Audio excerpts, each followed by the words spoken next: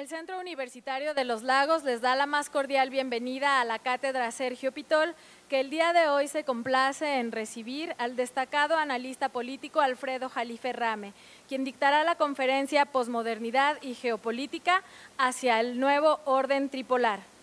Antes de comenzar, agradecemos a las autoridades que hoy nos acompañan. Saludamos al doctor Aristarco Regalado Pinedo, rector del Centro Universitario de los Lagos.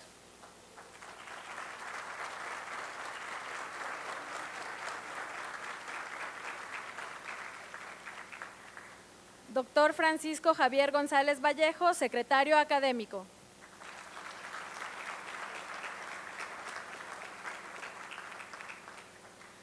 Maestro Roberto Chávez Sánchez, secretario administrativo.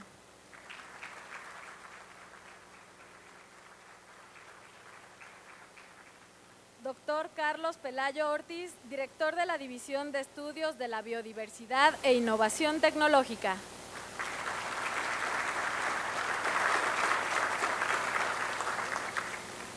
Doctora Rebeca Vanessa García Corzo, directora de la División de Estudios de la Cultura Regional.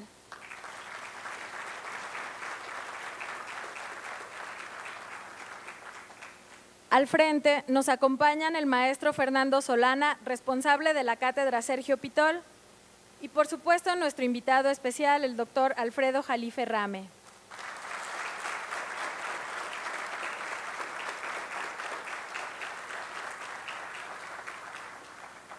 Saludamos a todos nuestros compañeros docentes, trabajadores administrativos y estudiantes, además de quienes se congregaron a venir a escuchar la Cátedra Sergio Pitol, y me voy a permitir hacer una breve semblanza de nuestro catedrático.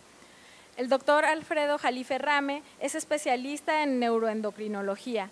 Impartió clases en psicología en la Universidad de las Américas desde 1978 hasta 1990, por lo que fue homenajeado por su labor docente. En esta misma institución obtuvo el grado de maestro en Administración de Empresas. En 1997 fue invitado a dar un curso en la Universidad de Treveris, Alemania, en la que fue galardonado con la Cátedra UNESCO, auspiciado por la Comisión de Estudios Europeos y la Unión Europea. En este mismo lugar impartió el taller La globalización y los efectos en Europa. Es cofundador de la filial mexicana y miembro del cuerpo de gobierno de la Federación Internacional de Médicos para la Prevención de la Guerra Nuclear, que recibió el Premio Nobel de la Paz en 1985. Es miembro de la Academia de Ciencias de Nueva York.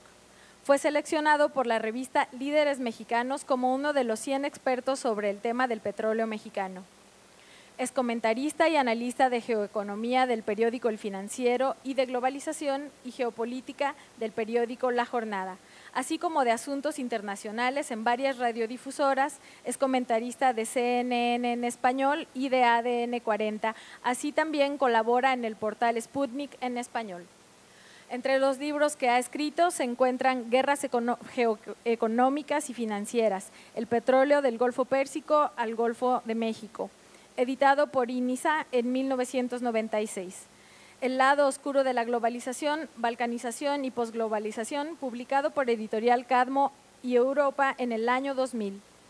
Geopolítica del yihadismo global, editado en 2015 por el grupo editor Orfila. Nacionalismo contra globalismo, dicotomía del siglo XXI antes de la inteligencia artificial, editado este año también en grupo editorial Orfilia, el cual estará presentándose próximamente en la FIL Guadalajara. Es profesor de posgrado de la Facultad de Contaduría y de Administración de la UNAM en Geopolítica y Negocios Internacionales. Profesor de licenciatura en Ciencias Políticas y Sociales en la UNAM. Desde enero de 2001 es miembro del Comité de Árbitros del Instituto de Investigaciones Económicas de la UNAM y fungió como asesor del Centro de Estudios de Asia y África del Colegio de México. La revista Líderes Mexicanos lo nombró Mejor Analista de Asuntos Internacionales de México. Desde 2012, el Centro de Estudios Geoestratégicos de la UAM-X imparte la cátedra Alfredo Jalife Rame. En 2016, Rousseau Voltaire lo calificó como el máximo experto en geopolítica de Latinoamérica. Cedo el uso de la voz al maestro Fernando Solana, responsable de la Cátedra Sergio Pitol.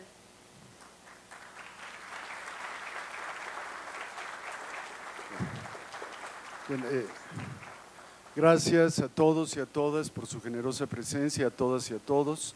La cátedra Sergio Pitol pues está muy orgullosa de haber podido traer al doctor Alfredo Jalife. No diré muchas cosas sobre él ya tiene ganas de empezar esta conferencia que promete ser muy amena.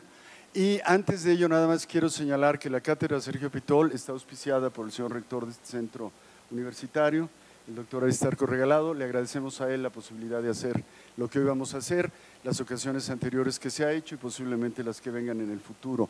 Solo quiero dar algunos mínimos datos contextuales de Alfredo Jalife, uno que me parece muy llamativo. Tiene 2 millones de seguidores en YouTube, tiene 1 millón de seguidores en Facebook. Es un influencer, pero es un influencer bueno, que hace que la gente piense, que la gente razone y que la gente se coloque delante de su mundo actual. Y otro dato que me parece también llamativamente significante es tenemos un compañero, por ahí anda, que vino desde Tepic a escuchar al doctor Jalife. Esto está subiendo a las redes, como saben, creo que todos, así que esperamos tener un auditorio virtual realmente apabullante. No digo más, le agradezco mucho, gracias totales a Alfredo Jalife por su generosa presencia. Vamos a darle un aplauso y comenzamos la cátedra Pitol.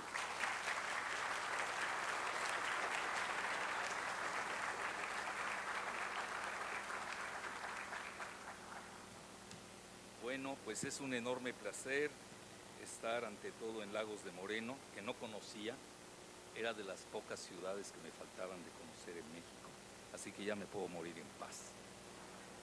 Y la segunda, pues estar, qué mejor que estar bajo los auspicios de la cátedra Sergio Pitol, un gran escritor, y sobre todo que tiene la bendición de la rectoría, y con un gran escritor como es Fernando Solana, a quien precisamente ayer estaba hablando con él, pues tuve la fortuna de haber conocido a sus casi 2 tíos, ¿no? Uno Fernando, que fue canciller de México, también fue presidente de Banamex, y a quien casi casé en su 4º matrimonio, pero eso nos vamos a meter en Honduras. Con alguien muy joven, por cierto, porque le gustaba el sexo femenino a Fernando, en paz descanse. Y su hermano Javier, con quien me llevaba muy bien, él fue un gran operador de los medios en la época de López Portillo, llegó hasta manejar parte del periódico Universal, cuando el Universal era bueno. Bueno, dicho esto, estamos en un momento peculiar. Fíjense que si yo hubiera dado la charla aquí hace 1 o 2 años, no hubiera sido tan optimista, fíjense lo que son las cosas, porque no se veía con la claridad, obviamente pasa el tiempo y uno va viendo más.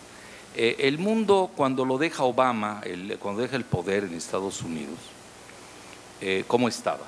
Estaba ante un trilema. O se venía una 3ª guerra mundial nuclear, que a nadie le conviene, porque sería la desaparición del género humano. Hay por ahí alguien en broma diría, no, quedaría un chino por lo menos, ¿no? Bueno, la realidad es esa, es decir, hoy las 2 superpotencias máximas a nivel nuclear, que tienen más de 2.500 ojivas, son, no lo digo en orden, aquí, es que ya da igual aquí si uno tiene 1 o 2 más, ya, a esas alturas. Estados Unidos y Rusia tienen la capacidad de destrucción mutua. Entonces, pues sería ya la máxima locura, que no hay que quitarla en el radar, porque los seres humanos nos caracterizamos sobre todo. Hay mucha literatura sobre los orígenes de las guerras, y yo creo que el mejor libro sobre orígenes de las guerras se escribió en el siglo V antes de Cristo, fíjense lo que son las cosas. Y lo escribió Tucídides con la guerra del Peloponeso. Si ustedes nada más cambian nombres, en lugar de poner X o Y, ponen a Rusia, Estados Unidos, se van a dar cuenta que no ha variado mucho el género humano hasta la fecha. Y si usan más otro tipo de guerras, igual. Bueno, pero las otras guerras no llevaban la dimensión de destrucción del planeta. Entonces, por eso, por más irracional que fuese un presidente en cualquiera de las dos superpotencias, es difícil creerlo. Pero ahí estaba en el radar. Puede surgir un accidente, eso también ahí lo tenemos que tener presente. Bueno, ese era un escenario, les di el menos probable, tan es así que no ocurrió, afortunadamente. El segundo escenario era que se fuera pudriendo la situación internacional hasta que a ver quién aguantaba más o menos. Y en ese momento estaban dos proyectos que al menos se estaban manejando en Estados Unidos. Vean, dense cuenta, y esto siempre yo se lo digo a mis alumnos, si ustedes nada más leen la prensa estadounidense o la británica, que es mucho mejor que la estadounidense a mi juicio, pues van a tener la tercera parte de lo que está pasando en el mundo, no se van a enterar de lo demás. Por eso yo siempre exhorto a que hay que leer la prensa rusa y la prensa china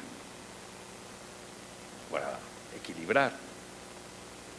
Entonces, en ese momento estaba la idea, desde el punto de vista de Occidente, obviamente ni China ni Rusia lo veían así, tiene otra cosmogonía, no radicalmente diferente, pero sí no tan similar a la de Estados Unidos. Ellos estaban pensando en un G2. Bueno, habían dos escuelas de pensamiento en Estados Unidos. Una, la de Brzezinski, que acuérdense que Brzezinski acaba de fallecer, y él era íntimo de Obama, fue el asesor de seguridad nacional con el presidente Carter, y por su rusofobia congénita, porque él es de origen polaco, luego se va a Canadá y luego viene a Estados Unidos y se vuelve uno de los grandes geoestrategas, guste o disguste, de Estados Unidos, pero sobre todo el Partido Demócrata. Y traía la idea de hacer un G2 de Estados Unidos con China contra Rusia.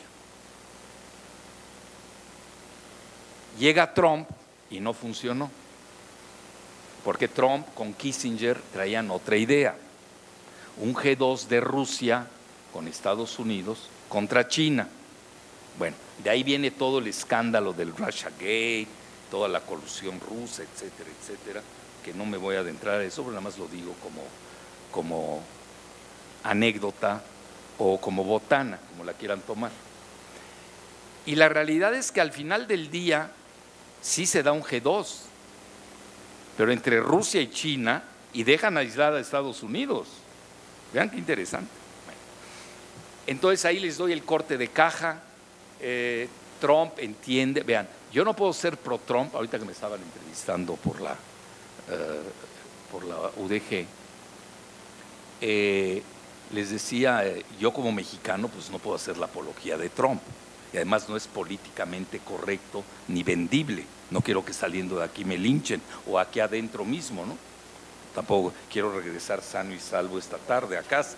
Bueno, entonces pero no es irracional, ¿eh? Él sabe perfecto a dónde va. Es un blofista, fue casinero, es un exitoso hombre de negocios de bienes raíces, pero la política internacional no es real estate. La política internacional es compleja, tiene matices, sutilezas. Lo que sí entiende es que, y véanlo, guste o disguste, lleva 2 años en el poder, casi, y no ha librado ninguna guerra. Habla mucho, es bocón, vociferante, cacofónico. ¿Cuántos adjetivos quieren que les dé? Se los doy. Es son of a bitch, está bien, lo que quiera. Pero no es irracional, sabe sus límites. Y sí tiene, vean, yo lo he seguido mucho, sobre todo como tengo una deformación psiquiátrica. Incluso ayer le comentaba al maestro Solana que uno estudia, bueno, no se los digo para que dejen de estudiar, hay que acabar las carreras, es como el servicio militar, hay que hacerlo, hasta por disciplina. Bueno, pero luego hay que reformarse de lo que uno estudió. uno quiere tomar su propia vía. Es decir, las universidades nos dan la plataforma de vida, toda una mecánica para entendernos con el lenguaje propio que tiene cada especialidad, porque ya se volvió una torre de Babel también. Hoy usted es un genetista y luego hablan con un fiscalista, a ver, no sé cómo le hacen para entenderse. Y ya no me pongo un abogado penalista, ¿no? Y más si es mexicano, ¿no? Con un filósofo, bueno, inentendibles los dos, no se entienden. Yo, por ejemplo, pues todos tenemos problemas, ¿no? Judiciales o de cualquier índole. A mis abogados les tengo que pedir como retrasado mental que me la barajeen con peras y manzanas, porque a veces no los entiendo. La lingüística propia que tienen las profesiones. Bueno, a lo que quiero llegar es de que sí he seguido mucho la biografía de Trump y hay una que les recomiendo para entender. Obviamente los chinos y los rusos lo tienen mega estudiado. Una entrevista que hizo hace 29 años a una revista que se llama, que no creo que la conozcan aquí en la universidad, porque aquí son estudiosos, que se llama Playboy. Bueno, en los ratos libres, ¿no? De repente, bueno. Y en esa revista, no creo que hubiera dado en ese momento Trump una entrevista en otro lugar. La dio en Playboy. Bueno, y es muy interesante porque ahí se da su perfil psicológico y sí le teme a la guerra nuclear. Lo único que cambió en el pensamiento de Trump de hace 29 años a la fecha es que antes pertenecía al Partido Demócrata y ahora pertenece al Partido Republicano. Pero fuera de eso es el mismo Trump. Casinero, blofista, ya sabe, todo lo que ya queda. Bueno, entonces a lo que quiero llegar, él sí entiende sus márgenes, a veces abusa, y hoy para reelegirse, pues obviamente tiene tiene varios obstáculos. Uno es su guerra comercial con China, que le puede afectar o acelerar la recesión. Es muy difícil que en Estados Unidos un presidente se reelija habiendo una recesión. Que obviamente se los digo, a mí no me gusta vender espejitos ni espejismos menos, pero nosotros vamos a importar esa recesión, nos guste o no. Tenemos un comercio 80% con Estados Unidos, pues se me platican, pues te van a dejar de comprar, así de fácil, en una época de recesión. Que además no hay que ser economistas, no estoy diciendo que no estudien economía, yo me dediqué mucho a la economía, incluso doy conferencias en el Instituto de Investigaciones Económicas de la UNAM, espero que no me escuchen, por favor. Bueno, pero pues con leer la Biblia basta, ahí tienen los 7 años de las vacas gordas y las vacas flacas, esa es la recesión, es estructural, se tiene que dar. Lo que va a hacer Trump es prolongarla hasta el día después de la elección, que es el primer martes de noviembre del 2020, esa es una.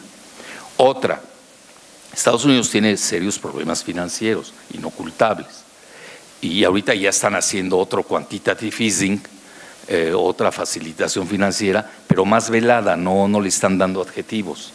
Ayer o antier, la Federal Reserve, después de haber bajado por segunda vez en pocos meses las tasas de interés, sacó al mercado alrededor de 65 mil millones de dólares. Es decir, si hay problemas financieros en Estados Unidos, son serios.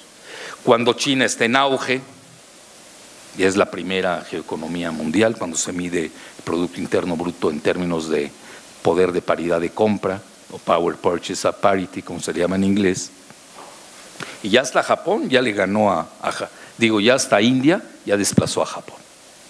Entonces el mundo ha cambiado dramáticamente, hay una dinámica que le estaba dando yo ahorita con esta consideración del segundo escenario del trilema con estos G2. Entonces, ¿qué sucede? Nos quedaba el tercero, que se pusieran de acuerdo, y todavía no empiezo a calentar motores, y fíjense, ya llevo 15 minutos. Sí, está bien. Sí, pues si no, todavía no empiezo y fíjense ya. Yo mismo me tengo que autocontrolar. Entonces, el tercero era que se pusieran de acuerdo. No es fácil, porque en Estados Unidos hay intereses muy fuertes que todavía traen el complejo arcaico de ganar guerras, la economía de guerra, etcétera. Pero hoy nadie gana a esos niveles de Rusia y Estados Unidos, todos pierden. Y en eso yo creo que el presidente Trump está consciente de ello. Entonces, hoy por eso les decía, ¿en qué veo más claro? Bueno, ya les había advertido en 2007 el presidente Putin en su célebre discurso en la conferencia de seguridad que se da cada año en Múnich, el Wehrkunde que se llama, que es famosísima en Europa. Ya en 2007 el presidente Putin había advertido, vean, estamos hablando 12 años después, no le hicieron caso, lo vieron como un loco que fue a blofear a Múnich, y hoy se dan cuenta que pasaron 12 años y hay que rescatar ese discurso de Putin en Múnich, donde habla precisamente que hay que armonizar al mundo. Nadie va a ganar una guerra, todo lo que estoy diciendo ahora. Y lo más interesante ahora, pasados del 2007 a la fecha, 12 años, y pasados 2 años después de Obama, se ve mayor claridad. Por eso les digo, no es lo mismo en el prisma que había hace 2 años o hasta hace 1 año, exagerando. El mundo sí se nota que va tomando un cierto rumbo, por lo menos. ¿Cómo? Bueno, hay una frase que a mí me encanta, que es la única que le entiendo a los penalistas, que es: a confesión de partes, relevo de pruebas. Digo, por si lo dice China, ustedes leen la prensa china, Estados Unidos está en decadencia, la barbarie, que no se equivocan tampoco, pero hay que tomarlo con cautela, la barbarie estadounidense, todo lo que quieran y más ahora que traen la guerra comercial. Luego, si leen la prensa rusa, bueno, desde hace mucho se autoalaban de sus proezas tecnológicas, sobre todo en materia militar, con estas armas supersónicas, que incluso el presidente ruso se ha dado el lujo precisamente para apaciguar las aguas. Yo creo que es muy inteligente la actitud que han tomado el mandarín Xi de China y el presidente ruso de hay que calmar a Estados Unidos. Es decir, tampoco conviene, fíjense, tenemos que ser magnánimes y generosos, no nos conviene que se caiga Estados Unidos. Y no estoy pensando porque México esté vinculado a la esfera de influencia de Estados Unidos, que conste, lo estoy pensando en términos del mundo. Es decir, sería un Sansón que si se cae, va a hacer que se caiga el templo entero. El templo sería aquí el mundo. Entonces hay que ayudarlo a salir de su grave crisis, que es más seria de lo que publica la prensa occidental. Y el zar Vladi, como yo le llamo, le ha comunicado a su homólogo estadounidense de venderle incluso armas supersónicas, para que no tengan ese temor del que se llama en inglés el first strike, el primer golpe. Dicen que en esto a veces, en cuestión nuclear, quien asesta el primer golpe puede sea el que gane, porque no va a haber tiempo rápido de respuesta. Eso es importante entender. Igual, en China están pensando ya dar parte del know-how que tiene Huawei con el 5G. Lo que pasa es que en Estados Unidos, ya lo saben también, Huawei ya el problema no es el 5G, ya es el 6G. Ya los chinos están demasiado adelante en materia tecnológica y muchas de sus cosas no las dicen. A ver, ¿quién sabía todo? ¿Quién se iba a imaginar si yo los hago retroceder en el túnel del tiempo? No los voy a retroceder tanto, no se asusten. Al 2001 o al 2001, cuando ingresa China a la OMC. ¿Ustedes saben que en ese 2001 China estaba detrás de México? ¿Ustedes lo pueden creer? Y entra a la OMC y ahí viene el despegue brutal de China. Es la primera superpotencia, pero además ahí viene lo principal. En estas crisis, y Trump sí lo entiende, Trump no cree mucho en la bolsa de valores, lo dice en su entrevista de hace 29 años. Él es de cash, el casino se maneja cash. Yo nunca entré a un casino, es lo que me cuentan. Bueno. No, y que no me escuchen en casa. Bueno, ningún casino conozco, ni el de Líbano, que es muy famoso, ni el de Mónaco, ni el de Montenegro. Nada más escucho hablar de ellos, ¿eh? Bueno. Y el de Macao sí llevé a mi esposa, lo tengo que reconocer, ahí entramos juntos, que ustedes saben tiene 15 veces más movimiento de capitales que Las Vegas. Que eso a veces, no sé, el chino es muy apostador, va en sus genes. Bueno, entonces, a lo que quiero llegar es de que la misma China con Huawei está dispuesta a ceder en parte su know-how a Estados Unidos. Yo creo que es una política racional, muy inteligente, para que tampoco Estados Unidos tenga miedo que la van a despedazar, como ellos han despedazado al mundo después de la Segunda Guerra Mundial. Acuérdense, Estados Unidos tiene entre 800 y 1000 bases militares cercando a Rusia y Estados Unidos, y a China, que ya no son costeables. Las guerras de Irak y Afganistán les costaron muchísimo. Y el mismo Trump lo dice, las guerras no sirven para nada, nos han hecho perder parte de nuestro gran auge internacional. Bueno, eso se los doy en resumen y vean cómo repentinamente 12 años después del discurso de Múnich del presidente ruso y 2 años después de que se va Obama, nada menos que el presidente francés Macron, Emmanuel Macron, que conste, yo sí le tenía algo de recelo. Pues imagínense, fue funcionario de la banca Rothschild, es un globalista, no es mentada de madre, así se dice, globalista. Es decir, los que son a favor de la globalización, que está caduco ese modelo. Ahorita estamos en la fase de la desglobalización con regionalismos. Vean lo que hizo China, les doy el ejemplo. Lo primero, le pega a Estados Unidos con su guerra comercial, quizás sea para negociar mejor. Acuérdense que Trump se cree genio en la negociación. Lo que pasa, una cosa es negociar, vender un edificio, y otra cosa es el mundo. Varía demasiado.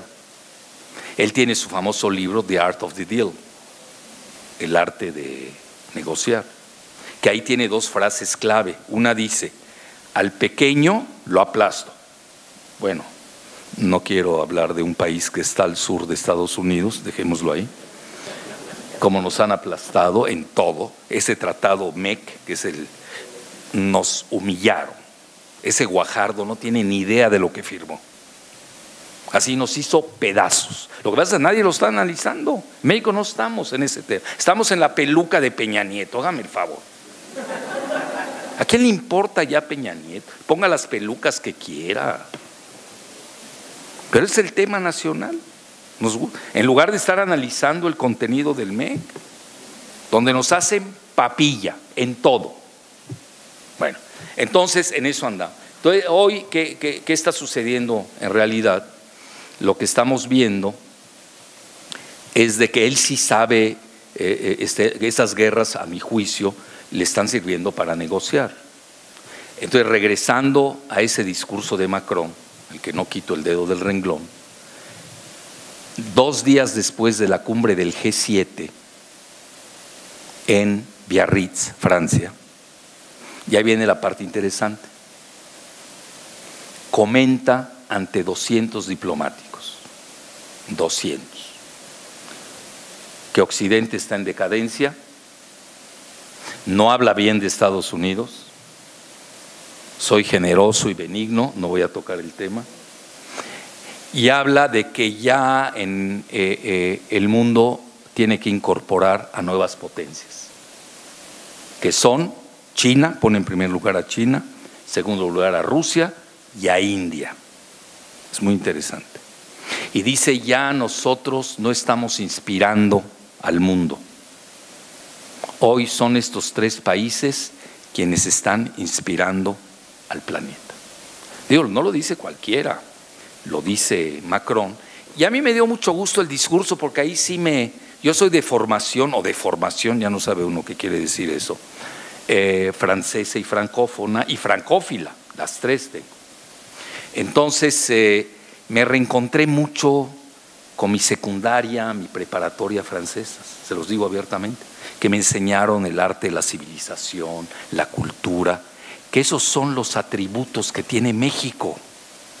México es una potencia cultural y civilizatoria, y también me da mucho gusto, no vengo a hacer propaganda ni proselitismo, pero me da mucho gusto que el presidente en turno, para que vean que no hice propaganda, ni cité su nombre, el presidente en turno esté a favor de esos dos conceptos, el civilizatorio de México y nuestra gran cultura, que nadie la tiene en todo el continente americano, que no nos apantallen.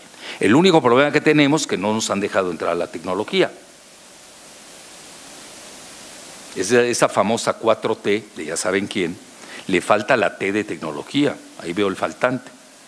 Y ustedes lo saben, que viven en Jalisco, yo suelo ir muy seguido a Guadalajara, bueno, más a Zapopan últimamente. Ustedes ven los mismos jóvenes maravillosos, talentosos, de primera, que estarían ganando en Silicon Valley $25,000 al mes, pues los explotan con $4,000 al mes en Zapopan. Pero no trabajan para empresas mexicanas. Ya saben para qué empresas trabajan, para las empresas de Silicon Valley.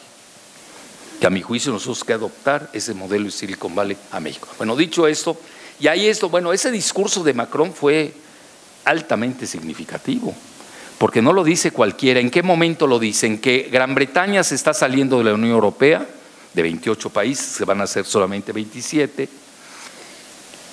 Muy caótica la salida, por cierto, vean todos los cambios de gobierno que ha tenido Gran Bretaña. La democracia europea, esa democracia que hay que redefinir, rehacer, que le falta la parte ciudadana en la época de las redes sociales, donde las universidades tienen que ser copartícipes de la toma de decisiones, ir más allá de esos tres poderes ya añejos, legislativos, ejecutivos y judicial, para ser una gran familia democrática y no aislar al resto de la nación de la toma de decisiones. Entonces, esa parte está fallando en Europa. Vean, Estados Unidos sí es un país polarizado, muy fracturado. Europa igual, se está balcanizando de facto. Pero lo más importante es esto, país que conocemos, España. Van a su cuarta elección en 4 años. Van a su segunda elección, creo que en 4 meses. Que es decir, no está funcionando ese modelo. Y no estamos repensando cómo hay que ir. Y ahí sí, nos guste o no, China lleva la ventaja, porque no tienen ese problema electoral, cuando el mandarín Xi, el Partido Comunista, lo eligió de por vida. No estoy haciendo la apología de ese modelo chino, pero a ellos les está funcionando. Y dicen, ese es el modelo, que curiosamente se lo copiaron a un partido que no quiero decir, en México, se lo copiaron a un partido en México. Curiosamente, ¿eh? La economía mixta, el capitalismo de Estado, empresarios con controles, etcétera. Bueno, entonces esa parte también no hay que perderla de vista, y a mi juicio, pues por eso yo les digo que soy un poco más optimista que hace 2 años. Tampoco quiero decir que es optimista y que es pesimista. Es como un día alguien me corrigió y me dice, es que si tú le haces esa pregunta a un deprimido, pues el optimista va a ser el pesimista del que está feliz, es el equivalente. Pues, y en eso también tiene razón. Pero en mi caso, yo diría que la visión que yo tenía hace 2 años, hoy la veo más clara, en donde ya Estados Unidos, pues sobre todo el equipo de Trump, empieza a entender que no pues, se puede vivir, sobre todo ese occidente no puede estar ya sin Rusia, a tal grado que, ya van 2 datos duros. Antes de la cumbre del G7 en Biarritz, se reunió, no sé si 3 o 4 días antes, se reunió el presidente, bueno, recibió o visitó el presidente Putin al presidente Macron. ¿Qué trataron? Se ha filtrado poco de la cumbre, pero inmediatamente después surgen 2 declaraciones muy interesantes. Una, el presidente Trump, que vuelve a insistir que hay que reingresar a Rusia al G7 para que sea G8. Y luego en su discurso famoso 2 días después de la cumbre del G7 de Macron, comenta que hay que reincorporar a Rusia. Es decir, Rusia ya no puede estar fuera de la familia europea o occidental. Aquí el problema es que Rusia es la que no quiere. Hoy Rusia se da el lujo y dice no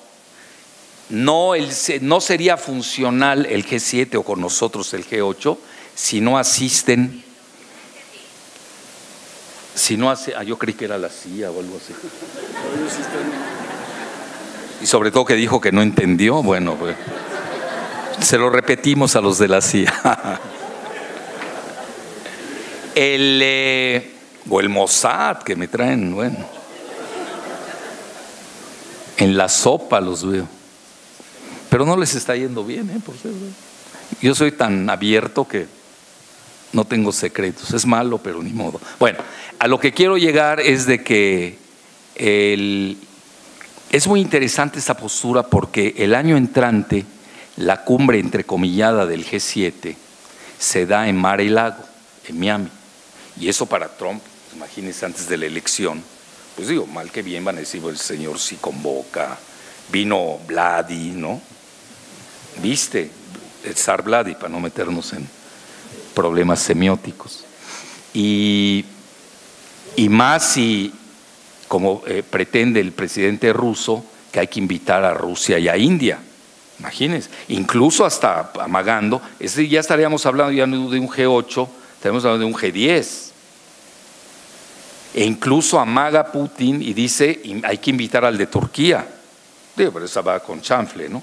Ya sería G8, no lo van a admitir los europeos, que no quieren saber nada de Turquía. Pero en realidad yo les diría, vean, esas cumbres, sobre todo el G7, es muy disfuncional.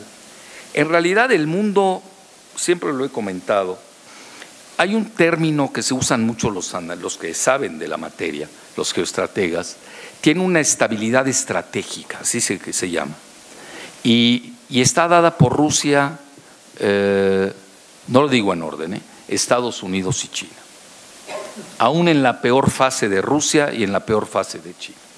Y esto viene desde la Segunda Guerra Mundial, pero vean cómo da vueltas el destino. En la Segunda Guerra Mundial lucharon juntos Estados Unidos, Rusia y China. Estuvieron juntos. Luego China siguió con Estados Unidos, bueno, relativamente hasta que llegó Kissinger y Nixon, fueron a visitar a China en la década de los 70, que jalan a China y lo sacan de los brazos de la URSS en ese momento. Y ahora es al revés. China y Rusia son relativamente aliadas, no conocemos si hay algún tratado secreto, lo que se permea en los medios y en las publicaciones de los think tanks del mundo. Pero en realidad, si somos estrictos, pues realmente el mundo, para ser armónico, tiene que ir a un G3 con esferas de influencias y regionalismos. Sé que va a haber una sesión de preguntas y respuestas, lo cual yo festejo porque así hay más interacción. ¿Y México qué?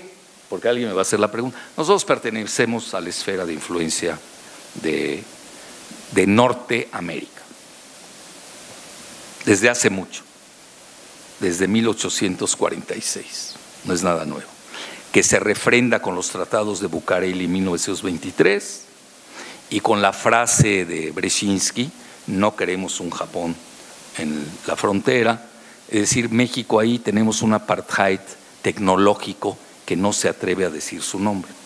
Quizás por eso la T de la 4T, la T de tecnología esté faltante. Bueno, ya dicho esto, ya les di un panorama de lo que voy a hablar realmente. Y ahora nos vamos más rápido con las diapositivas. No me consiguieron mi diadema, ¿no? Así que voy a estar agarrando un micrófono para estar aquí.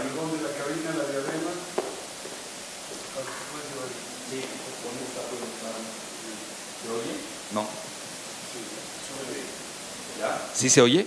Sí, bueno, ahí tienen la siguiente, por favor.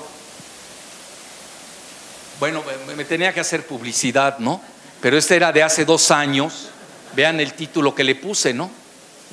Pero ya es la era post Estados Unidos. y el presidente Macron de Francia, que no es cualquier país. Francia es el único país dotado de armas nucleares en el continente europeo. Nadie tiene armas nucleares. Bueno, luego, la siguiente, por favor. La siguiente. No escuchan. Bueno, vean, esto es interesante porque, vean, el Council of Foreign Relations, que no es diablo de mi devoción, pero hay que leerlo porque es muy influyente. Los rusos creen que Rand Corporation es más influyente, porque maneja más cuestiones militares. Y los chinos leen todo, ellos no dejan ni una página. Pero los que son así más selectivos, bueno, él es interesante por lo que dice Richard Haass, el presidente de este Consejo de Relaciones Exteriores, que se llama un mundo en desorden, ¿no? Entonces pone la política exterior estadounidense y la crisis del nuevo orden. Vean, eso es interesante porque incluso, lo digo no en plan así feroz, lo voy a decir muy benigno. Esta la traducen la revista, algunos artículos, y la tienen en español. ¿Cuál es su desgracia? Que es chafísima. ¿Por qué? La hace el ITAM. Chafísima. Es decir, quieren imponer su mundo teológico neoliberal que está caduco. Ya el mismo Macron lo comentó, que vean que viene de la banca Rothschild, que es lo más globalista que puede haber.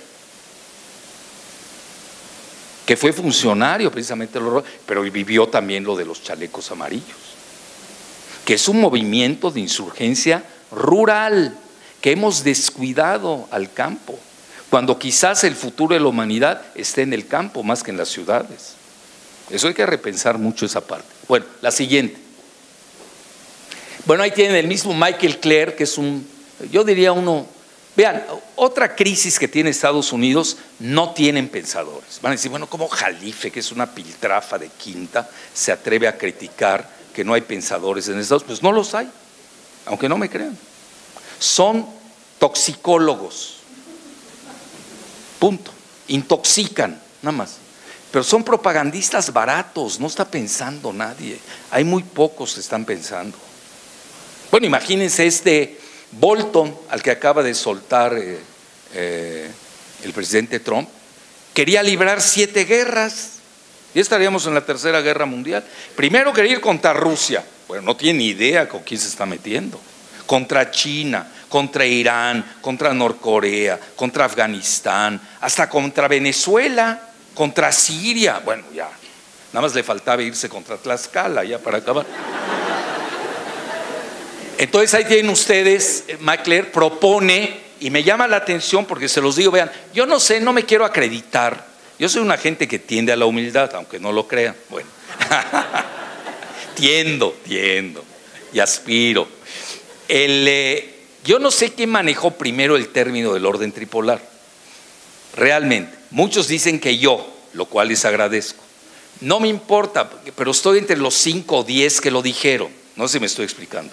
No importa el orden, pero por lo menos hubo un latinoamericano y un mexicano de la UNAM que se atrevió a pensar diferente a la intoxicación general de los medios que estaban en México. Esa es si ustedes me ven, ¿cuál es tu gracia? Esa. Pensé diferente a Loretito, a los Krauses, a Aguilar Camín, a toda la fauna que dañó al país porque no nos hizo pensar. ¿Cuál es la gracia de un país? Pensar críticamente, dialécticamente. Yo a mis alumnos los exhorto, ya no voy a decir uno obligar porque me corren de la universidad por acoso mental. Bueno, sí, ahorita olvídense, tienen que cuidarse. Entonces los exhorto a que sean críticos inclusive de mí mismo. La antítesis, que ser dialécticos. Yo no soy prelado ni pastor, que voy a estar ahí haciendo proselitismo. Bueno, es muy interesante. Entonces es interesante que Michael Clare, del Hampshire College, que es muy prestigiado, hable precisamente del orden mundial tripolar. La siguiente, por favor. No me escucha el de la cabina, y ni me ha traído el diadema, oye. Me lo prometieron, Y eso que me hicieron firmar no sé cuántos papeles, nada más faltaba el del diadema. Bueno, vean, lo digo con humildad y rigor, aquí colaboro, es un portal francés muy importante. La estrategia de Trump era contra Rusia y China en ese momento, y estaban pensando, yo creo que estaba blofeando Trump. Y ahorita hoy al corte de caja de hoy, yo incluso este artículo pues lo variaría mucho, ¿no? Pero empezaron a pensar de que si deseas la paz, prepárate para la guerra nuclear. Estrategia de Trump contra Rusia y China. Esa era la tónica cuando entró él al poder. Hoy, si ustedes se dan cuenta, a Rusia ni la toca con el pétalo de una rosa. Rusa. Bueno, sigamos. Bueno, y Foreign Affairs incluso empezó a manejar la viabilidad de una guerra nuclear, que es madness, totalmente de locos. Nadie va a ganar. Ya Trump lo visual, pero tenía la presión, porque ellos creían, todavía no salía la panoplia rusa de sus armas hipersónicas. La siguiente, por favor. Bueno, y ahí viene, saca un libro Andrei Martyanov, que se llama Losing Military Supremacy, The Myopia of American, ¿qué? Strategic Planning, ok. Bueno, ya lo entendieron, pues aquí son trilingües, me imagino. Bueno, entonces, destroza el mito de la superioridad militar de Estados Unidos. Es decir, dicho así fácilmente, tienen problemas los Estados Unidos. Vean, yo ahora que me estaba entrevistando nuestro amigo, que le dije la próxima vez lo voy a entrevistar yo porque sabía más que yo. Imagínense, el entrevistador sabe más que el entrevistado, ¿no? Y era el colmo. Entonces, y no es que uno sea mal o bien pensado, en la geopolítica no hay ni buenos ni malos, no se puede ser maniqueo ni angelical.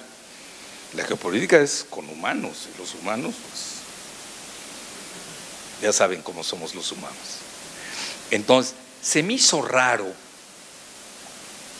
Bueno, ya saben, el reflejo condicionado es ya, péguenle a Irán. Irán fue el culpable de lo que pasó en Arabia Saudita, etc. Entonces, yo soy mucho de escenarios. Primero, bueno, a ver, si es Irán, sucede algo. Si son los guerrilleros hutíes, que es una mezcla de mayoría chiitas con sunitas de Yemen, es otro escenario. Y hay un tercer escenario. ¿Y qué tal si Estados Unidos dejó hacer?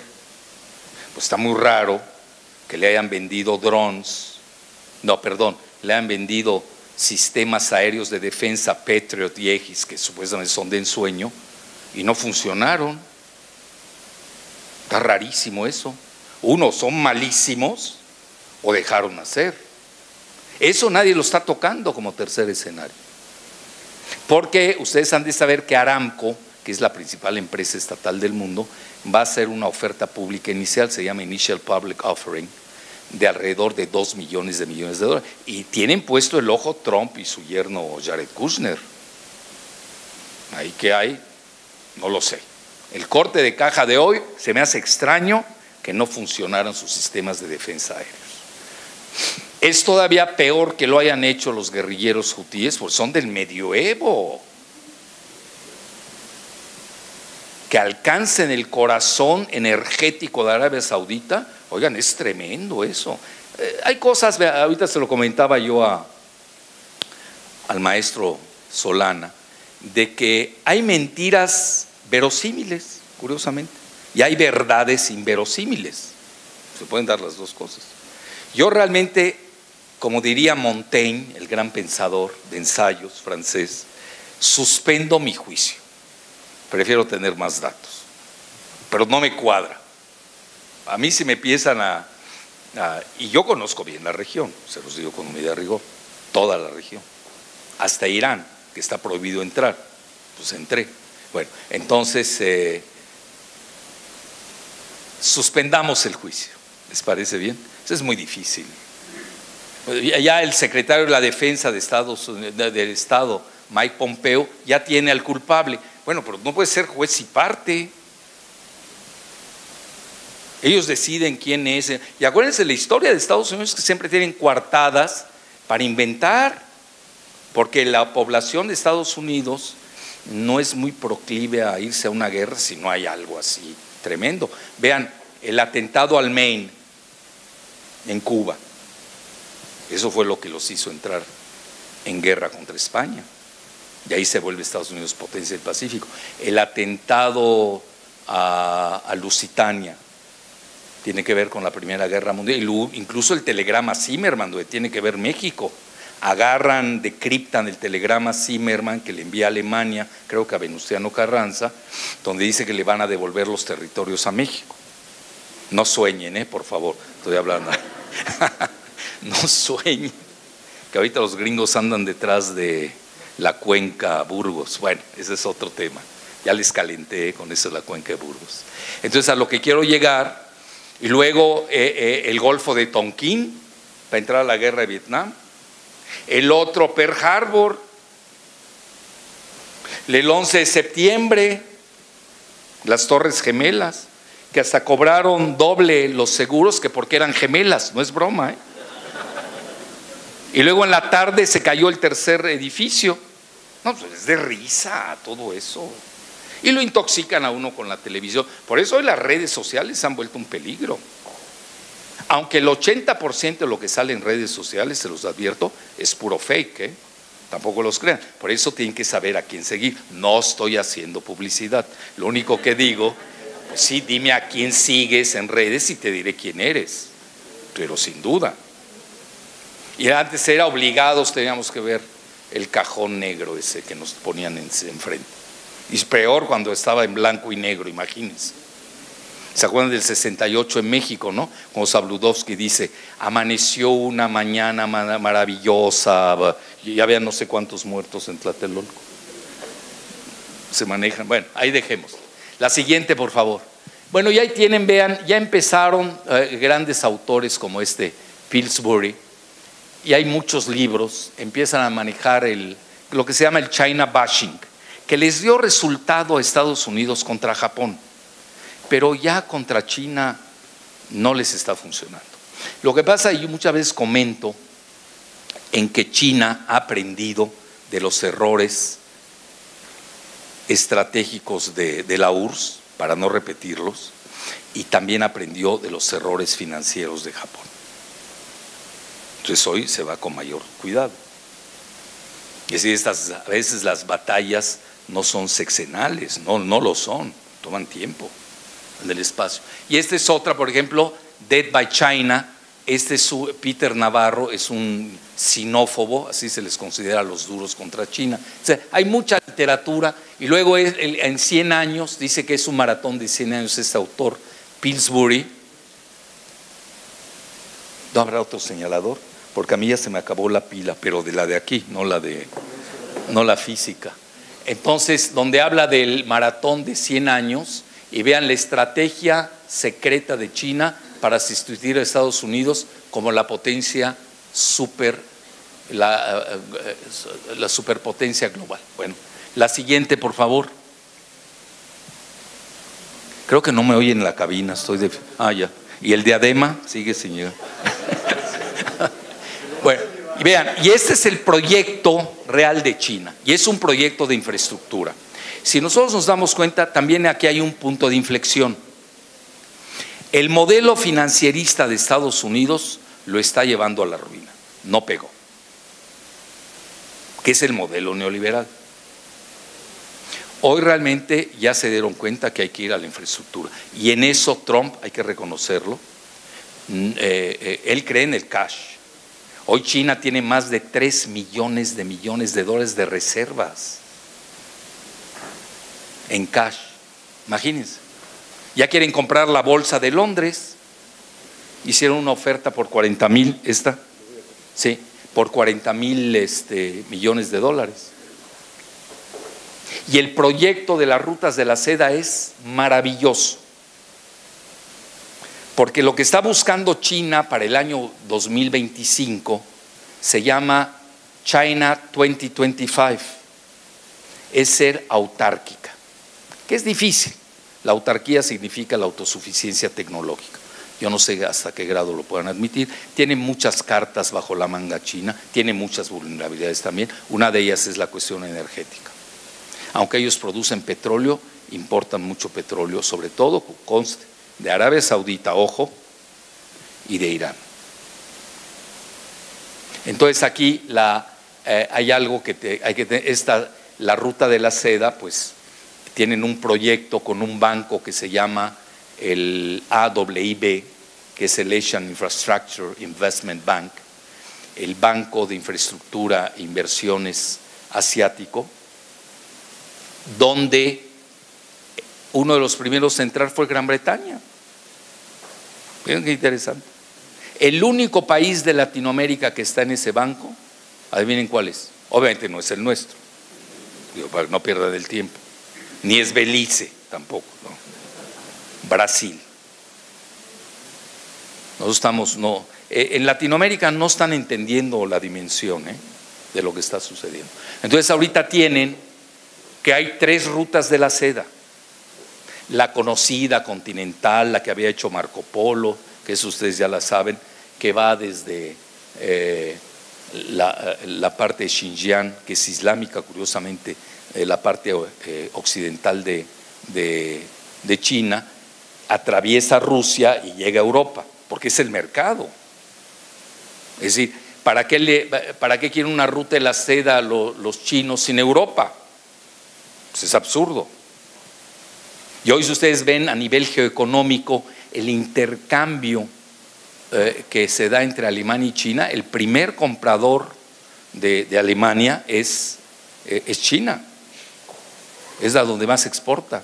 Y hoy China, les estaba diciendo hace un momento, lo que hizo fue reajustar su comercio. Entonces ya piensa en términos regionales, por eso yo les hablo de desglobalización, regionalismos. Nos guste o no, México está en el proyecto de Norteamérica. Nos guste o no, y no hay margen de maniobra. Es más, no es ningún secreto, al anterior presidente de las pelucas le pegan duro porque sin visión estratégica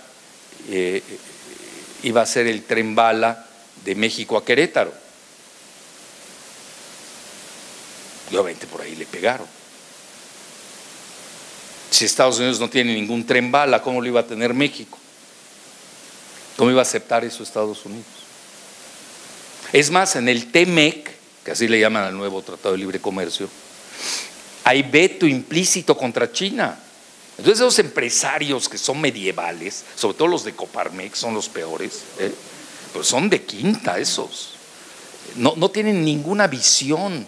Bueno, ya se fue Estados Unidos, que venga China. Bueno, ¿cómo va a venir China? ¿Quién te va a dejar? Hay hasta veto implícito, lee el tratado, no tú, tu secretaria, que es más inteligente que tú, que lo lea.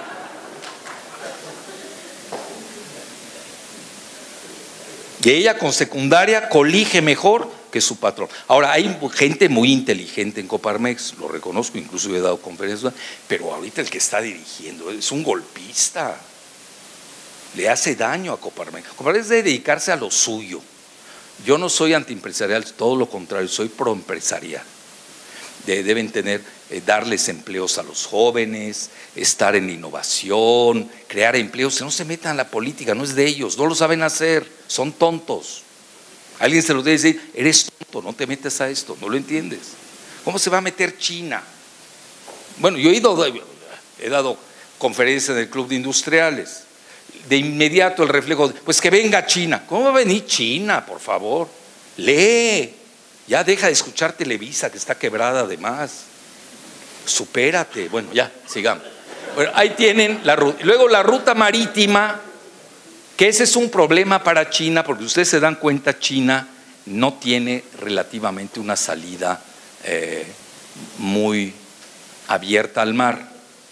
Tiene que pasar por el estrecho de Malaca y no es fácil luego pasar aquí por el Océano Índico y aquí obviamente entrar a África, que África ya la ganó China, se la quitó a Estados Unidos, incluso se la está ganando Europa, que esa parte no la estamos viendo, porque a China le conviene mucho Imagínate, hay que alimentar a 1.400 millones de chinos.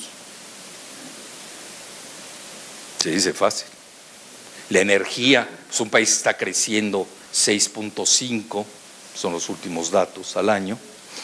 Nosotros estábamos en 0.1, ahora estamos en 0, lo corrigieron. Entonces, pues México hace mucho que no crece. México, desde que entramos al modelo neoliberal, tenemos un crecimiento mediocre del 2. Ahora, ¿qué quiere decir esto? Aquí hay que tener mucho cuidado, que hay que decirle a la gente qué significa el 1, 2, 3, ¿qué? No. Si México tiene un crecimiento de natalidad del 3% y crece el 1, pues no creció, tiene problemas. No sé si me estoy explicando. Sí, por ejemplo, Alemania tiene una natalidad de 0.1 y creció 0.2. ¿Le fue bien o mal? Le fue mega bien. No sé si me expliqué. Hay que tener mucho cuidado con esas cifras.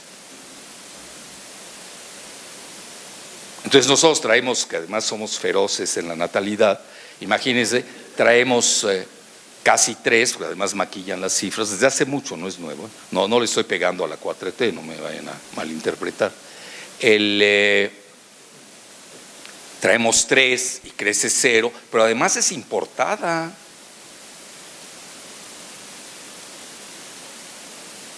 Y ahorita le comentaba precisamente al maestro Solá, de lo que ingresa al país en el presupuesto, lo que tenemos en el presupuesto, solamente podemos usar el 12%. El restante va para pago de deuda externa e interna. Platíquenmela. Ahí me la platican. Con el Fobaproa, que ya se nos olvidó. 12%. Pues ¿cómo vas a hacer el Tren Maya, el transísmico? ¿Con qué? No hay dinero. Es la realidad. Y si no hay innovación y todo, entonces hay que crear otra plataforma. Pues, y luego regalaron el petróleo. Bueno, ahí me la platican como. Aquí no hay magia. Entonces ahí tienen ustedes la ruta marítima de la seda. Y la tercera, que esta es quizás la más importante. Porque lo que pasaría es que con la ruta de la seda, vean ustedes, sería la mitad de tiempo por el Ártico. Véanlo. Tomaría 24 días, mientras que la ruta de la seda marítima tomaría 48 días. Y que lo único que ha beneficiado el cambio climático es precisamente eso. Que ya la parte del norte, y entonces hoy Estados Unidos lo tiene muy bien planteado. Yo leo mucho al Pentágono, me gusta leer a la gente seria en Estados Unidos. Los civiles, se los digo, a ver, no con eso estoy diciendo que todos sean militares, pero lo más serio que tiene Estados Unidos son los militares. Son estrategas, tienen planeación, saben a dónde van, etc. Entonces sí, tienen sus 3 puntos importantes para ellos, desde el punto de vista es el Indo-Pacífico, Europa y ahora el Ártico. Por eso esa locura que aquí todo se interpretó, que Trump quiere comprar Groenlandia, no es ninguna locura, para nada. Groenlandia mide más que México, además tiene minerales de tierras raras, etcétera. Es precisamente para paliar la ruta de la seda en donde van juntos China y Rusia. Bueno, la siguiente, ya me voy más rápido. Vean, hablando en términos de regionalismos, vean, esto poca gente lo sabe y era lo que yo les decía. Si uno no lee a los chinos y no lee a los rusos, pues te va a ir las 2/3 partes del mundo. Y luego lees los periódicos mexicanos, en su mayoría son refriteros de los gringos, pues peor, porque hasta mal traducen lo que dicen aquellos. Entonces, ¿qué sucede? Ellos tienen una agrupación que se llama RECEP, que se llama Regional, vean la palabra mágica, Regional, Comprehensive Economic Partnership, que esta venció al TPP, ya Estados Unidos se salió del TPP, ya se salió, bueno, ya saben quién sigue ahí, aunque ya no exista, pero ahí sigue, ya saben. Digo, para no... Y vean cuántos se quedaron, la mayoría ya se vino para acá. ¿Sí se dieron cuenta del traslape? De los del TPP, entonces aquí está la mayoría de los... Es el proyecto geoeconómico más importante del mundo hoy. Nada más falta que inviten a Estados Unidos, que Trump lo haría en estos momentos. Bueno, entonces esos son los países también que quieren pertenecer a la iniciativa del Belt and Road, que es la Ruta de la Seda, que es un proyecto de 8 trillones de dólares en infraestructura. Estamos hablando de millones de millones. 8 veces el Producto Interno Bruto de México. La siguiente. Bueno, es el proyecto, ya se los puse, Made in China 2025, etcétera. Nos seguimos. La siguiente. No me escuchan, todavía no llega el diadema, ¿eh? Ni va a llegar. Sí, ya me di cuenta ya. Bueno, y ahí viene, esta frase sí es importante, porque a mi juicio ese es el mundo que viene. Hoy estamos en un mundo de globalistas contra nacionalistas, los globalistas perdiendo, por una sencilla razón, porque Trump se aisló con Estados Unidos, traen el nacionalismo económico, America First, ¿no? Etcétera. Bueno, es otro mundo, nos guste o no, sigue siendo Estados Unidos una de las 2 o 3 potencias económicas a nivel mundial, que hoy lo comentaba precisamente con quien me entrevistó. Fíjense qué paradójico, la fuerza real de Estados Unidos es el dólar. No hay un sucedáneo se le llama una moneda de sustitución. Rusia no es fuerte en finanzas, esa es su debilidad. El problema de Rusia tiene mucho, es casi monoeconómica, aunque ya tiene más agricultura que antes, pero es mucho gas y petróleo. El rublo no es una moneda cotizable, el euro anda en problemas, el yen japonés, pues al final se va a reflejar el poder geoeconómico en las geofinanzas, sobre todo en las divisas. Pero hoy por hoy el dólar sigue siendo la supremacía, etcétera. Y vean qué dice el presidente ruso: la inteligencia artificial es el futuro, no solo para Rusia, sino para toda la humanidad. Viene con oportunidades colosales, pero también con amenazas que son difíciles de predecir. Quien quiera que se convierta en su líder, se convertirá en el gobernante del mundo. Oigan, no lo está diciendo el presidente de un país bananero. Entonces la inteligencia artificial es la clave, ¿eh? Cuando aquí en México todavía ni usamos la natural. Bueno, y ahí dice, las innovaciones tecnológicas crearán nuevos empleos, pero convertirán una buena parte del trabajo humano como obsoleto. Pues sí, todo se va a automatizar, robotizar. ¿Y qué vamos a hacer de los humanos? Hay que pensar. Hoy requerimos filósofos, hay que repensar el mundo. Por consecuente, debemos pensar con antelación dónde trabajará toda esta gente. Y eso lo dice Rusia, que su problema es demográfico, porque anda en 143 millones de habitantes para un país que mide 18 millones de kilómetros cuadrados. A ellos les falta gente.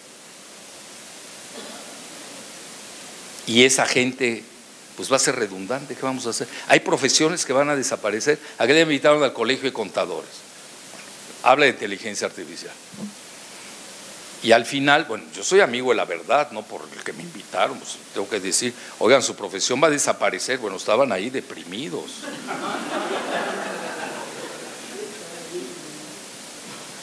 La primera que va a desaparecer es la contabilidad.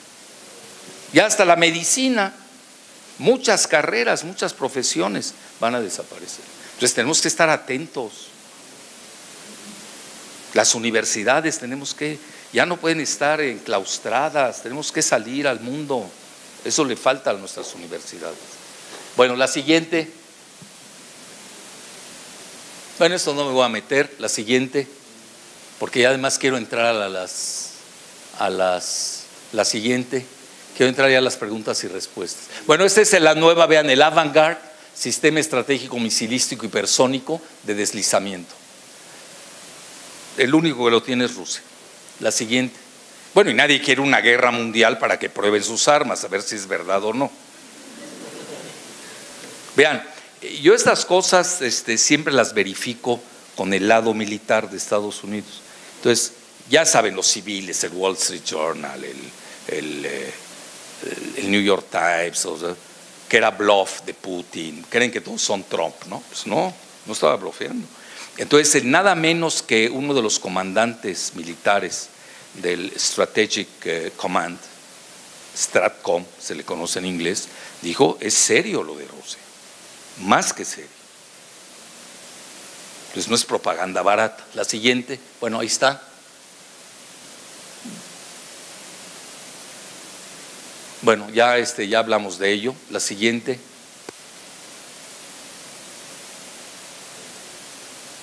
La siguiente, ya eso todos lo saben. Bueno, fíjense qué interesante. En la cumbre de Biarritz, en la cumbre del G20, si pueden regresar la otra, a mi juicio fue más interesante no por el G20, sino por las reuniones bilaterales que se dieron. Entonces ya muchas de estas cumbres tipo G7, G20, ya no son tan interesantes. Bueno, Andrés Manuel ni asistió, ni fue. Mandó a Marcelo y a Ursúa, que nadie se enteró que había venido Ursúa. Y luego regresando ahí, pues casi le pidieron su renuncia, ¿no? Bueno, para que vean que no sirve mucho el G20 como tal. Ahí lo que valen son las reuniones bilaterales. Entonces, después de esta cumbre, ¿qué sucedió? La siguiente, por favor. Se reunieron, vean quiénes. La siguiente, por favor. Se reúne precisamente Trump con Putin, con Xi Jinping, estos dos. Luego incluso se reunieron con Modi, etcétera. Es decir, ahí se ve, como dicen el dicho muy popular, de qué lado masca la iguana, ¿no? Bueno, la siguiente.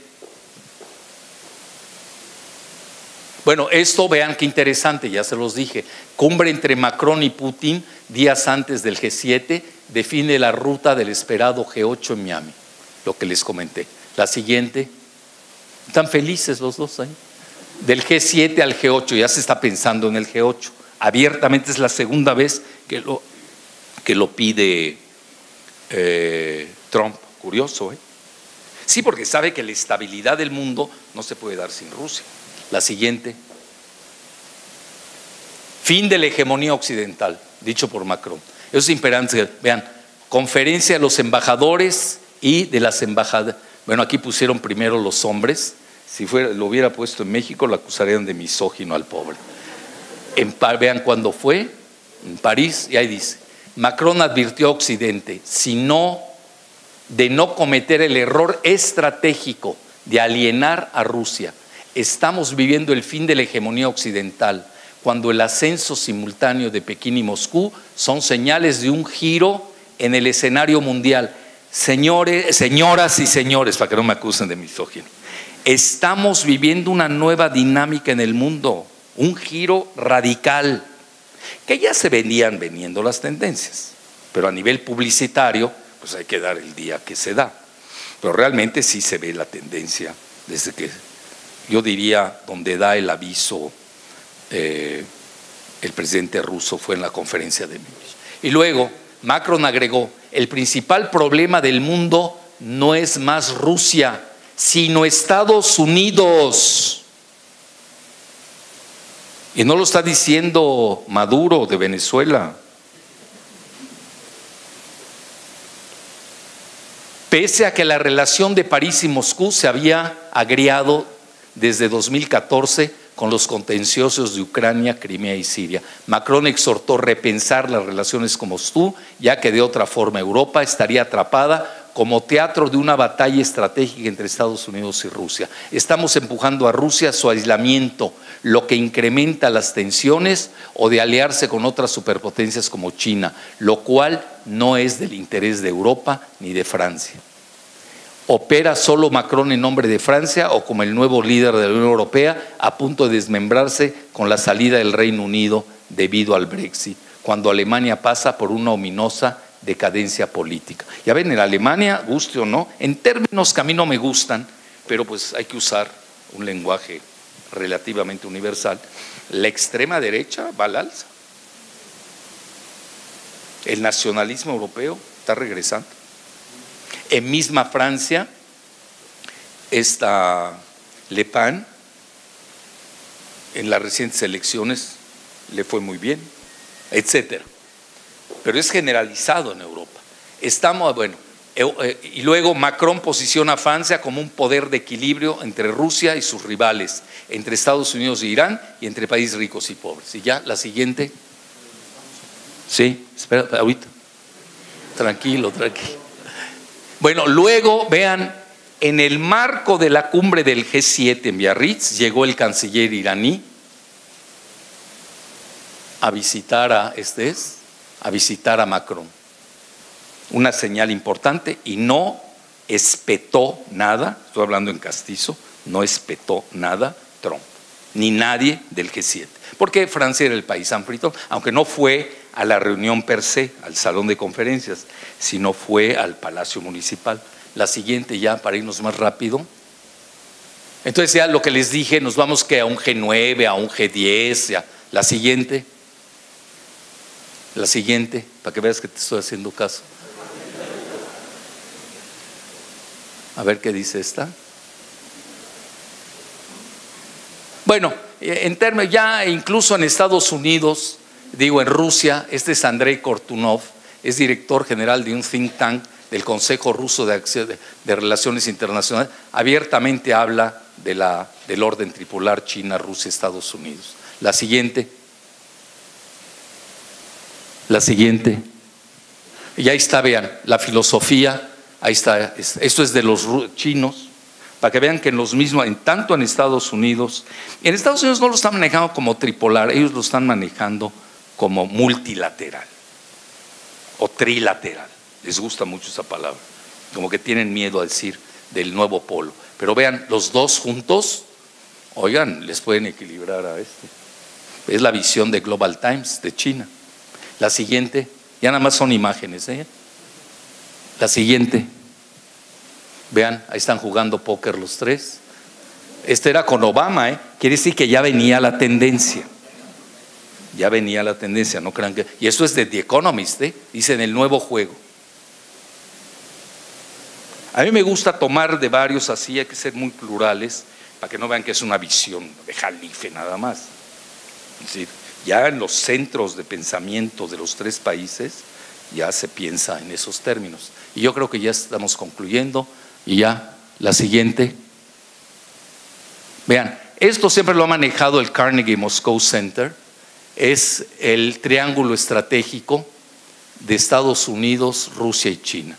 Y ahí vienen, vean, por ejemplo, China y la relación China-Estados Unidos, pues en términos militares es más fuerte la de Estados Unidos. Si ustedes se ven nada más en cuestiones nucleares, China trae alrededor de 500 bombas nucleares, Estados Unidos 2.500, para redondear.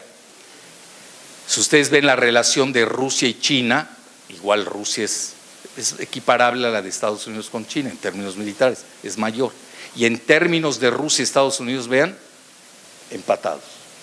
Muy importante esta imagen. La siguiente. Y luego hablo probabilidad de un G4 con India, no hay que quitarla, Claro, a Europa y a Estados Unidos les conviene que entre India, porque India ha sido más prooccidental. Pero Modi es muy vivo y él mantiene un equilibrio entre Rusia y Estados Unidos. Si no se va tan fácil. Antes traían el proyecto Obama, creyendo que es muy fácil convencer a India de jalarlos y de hacer una alianza Estados Unidos, Gran Bretaña, toda la anglósfera, con Australia, Japón, y meter a India contra China. No le funcionó. Hoy vemos que India está muy cerca de Rusia, a grado tal que le ha comprado armamento, incluso esos famosos S-400 de defensa aérea. Y yo creo que era la última, por favor. Bueno, ahí está, ya hablamos de ello, el bombardeo, la siguiente, y ya creo que fue la última. 2 días después, ojo, vean la señal de lo que pasó con Aramco. Erdogan, el presidente de Turquía, recibió a Rouhani, el iraní, y al presidente ruso. Es decir, no está tan aislado Irán como pretenden. Por eso el peligro de pegarle a Irán no es fácil. Es decir, sí puede llevar a que se metan Rusia y China, ya saben de qué lado. La siguiente, creo que ya era la última. Ya, para que estés feliz. Gracias.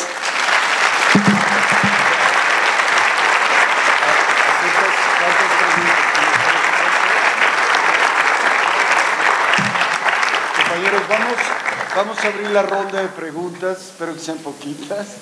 Ustedes dirán, por favor. Yo necesito hojas para... Necesitas hojas. Aquí hay varias, no sé si nos van a auxiliar con un micrófono para los compañeros. Sí, ahí está yo me voy allá. Marina.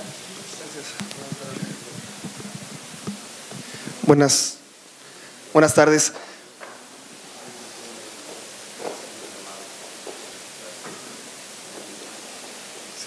Sí, nos está dando una visión del mundo del poder en tres partes, tripolar.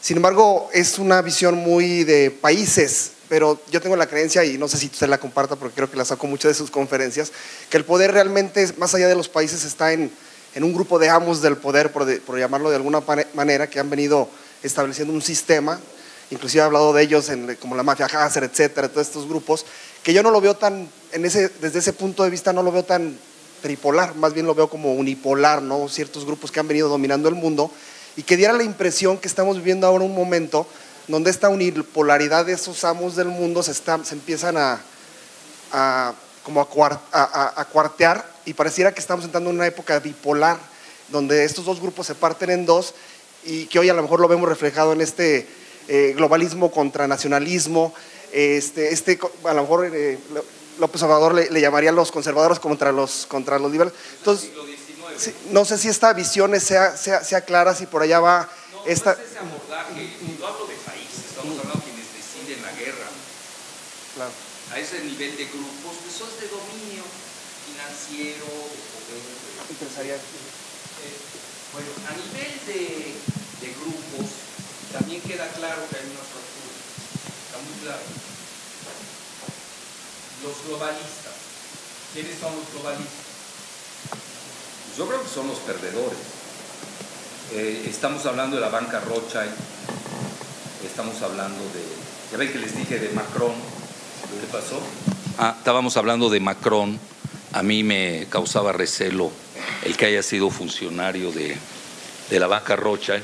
Soros, que es instrumento de los Rothschild, y grandes investigadores han demostrado que es de la CIA, etcétera.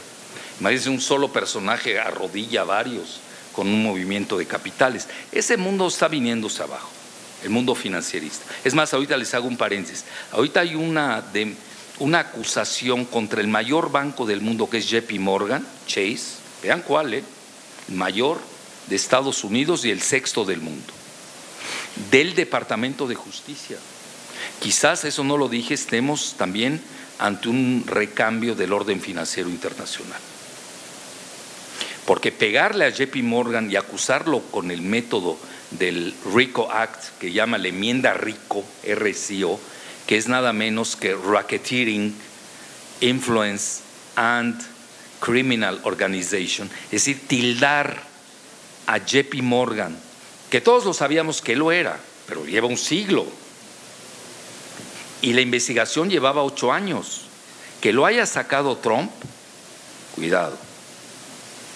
Es decir, le están pegando al mayor banco del mundo, que además, de Estados Unidos, que además controlan 3 entidades que son las que dominan el 50% del mercado de Wall Street. Eso no lo están siguiendo. Vean, no me quiero hacer publicidad, pero hoy lo publiqué, y me lo publicó en Rusia el portal Sputnik.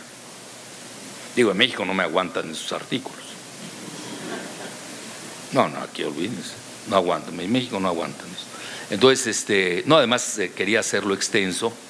Ahí, por ejemplo, lo que yo escribo en La Jornada, escribo el doble o el triple en Sputnik. Entonces yo quería extenderme, esa es la realidad. Entonces, porque a mí en La Jornada nunca me han censurado, lo tengo que decir abiertamente. Me han regañado, pero no me han censurado, que es diferente. Entonces, pero ven que yo me divierto, yo no tengo problemas. Y que le estén pegando a JP Morgan no es una cosa menor, ¿eh? Claro, hay que tener cultura financiera para ver los alcances. Quienes controlan a JP Morgan son ya no son megabancos, son gigabancos. Tienen el 50% de Wall Street y son BlackRock, do you remember? Vanguard y State Street. 50% de las acciones. Oigan, eso es muy severo. Esto puede desembocar en que Trump pues nunca ha creído mucho en Wall Street.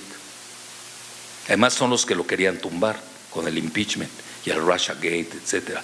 Quizás estemos en el umbral de un nuevo orden financiero internacional.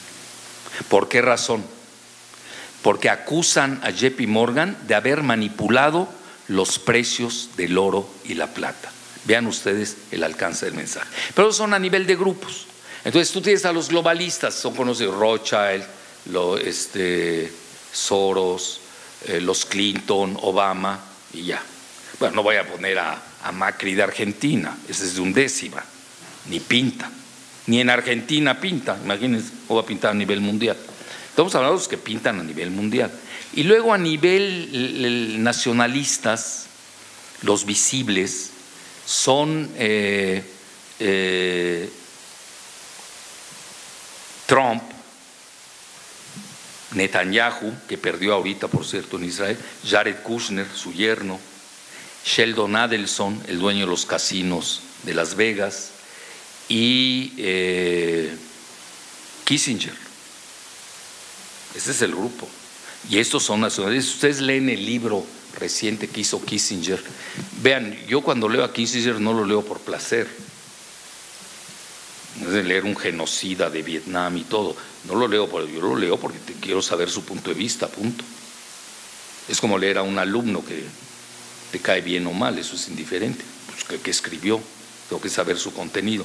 Entonces ahí Kissinger no, abiertamente se regresa a 1648, con el Tratado de Westfalia, las soberanías. Estamos regresando a soberanías.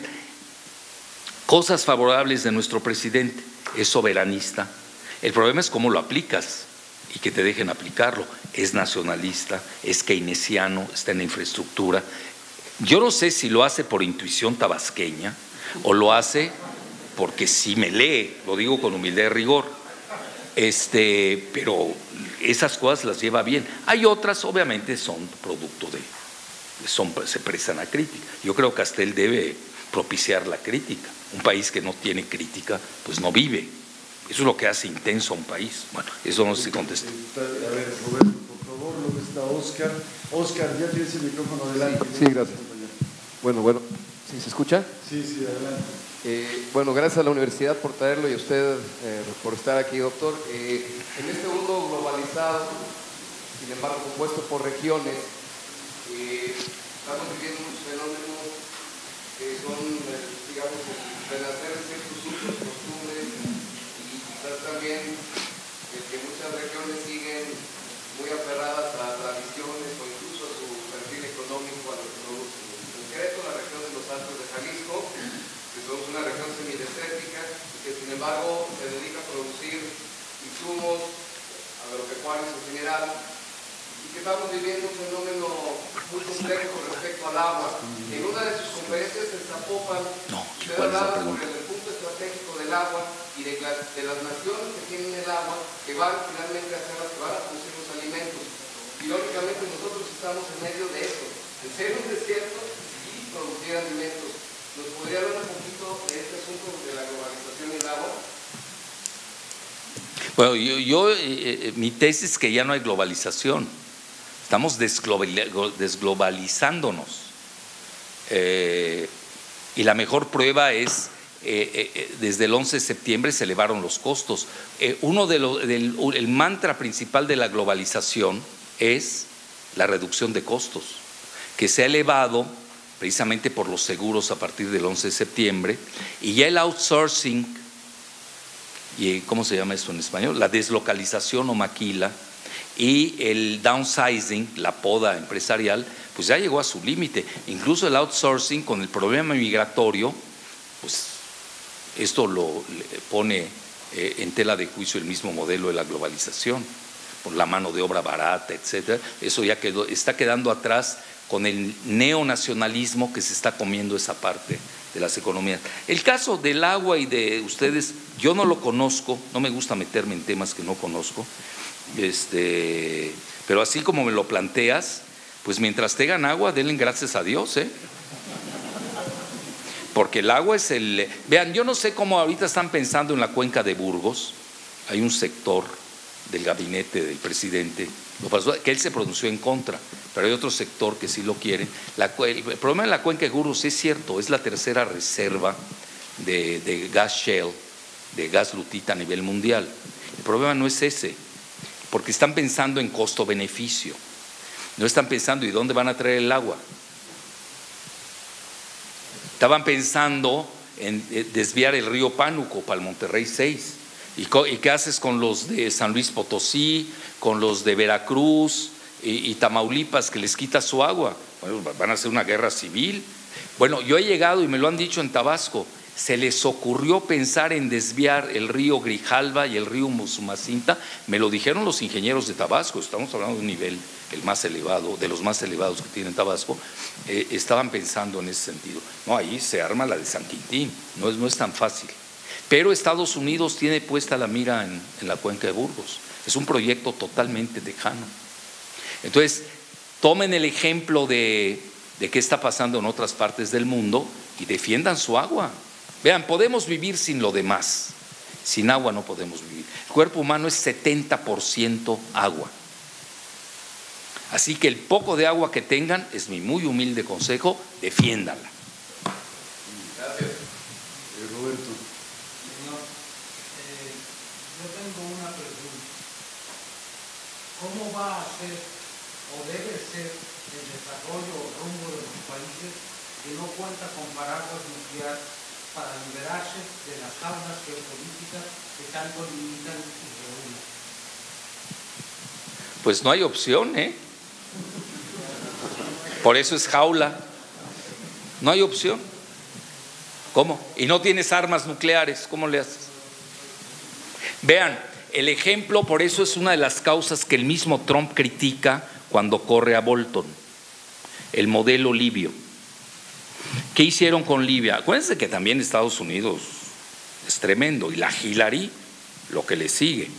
El Gaddafi lo seducen y tenía un proyecto de armas de destrucción masiva, chafísimo, no llegó a nuclear, eran de armas químicas y biológicas, que hacen daño. Incluso se le llama ese tipo de armas, las químicas, el arma nuclear o las bombas atómicas de los pobres, así les llaman. Bueno, lo convencen, lo meten al jueguito financierista, le ponen un gobernador del Banco Central, un Carstens, ya para que me entiendan.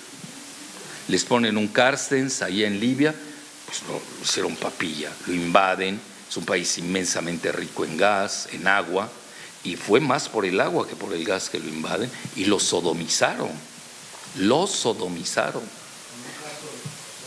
con muchas cosas.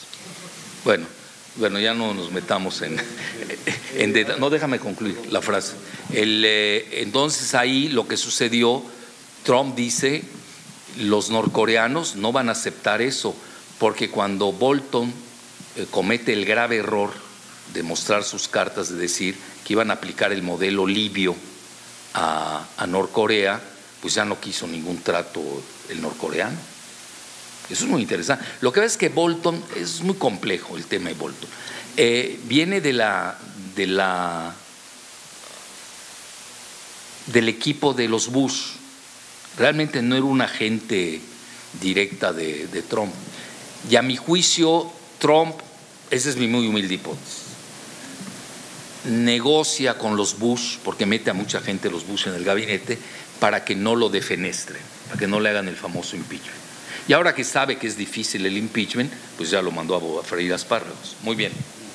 Compañeros, 3 preguntas más, por favor, compañero. Sí. Adelante, luego está usted y luego el compañero de Bueno, buenas tardes a todos. Agradezco a la universidad. Doctor Jalife, soy su fiel seguidor de las redes. Mi pregunta es la siguiente.